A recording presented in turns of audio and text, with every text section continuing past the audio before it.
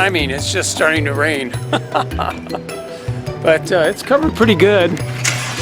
Unless the wind comes up, but this is overhang here, overhang there, big overhang on that side.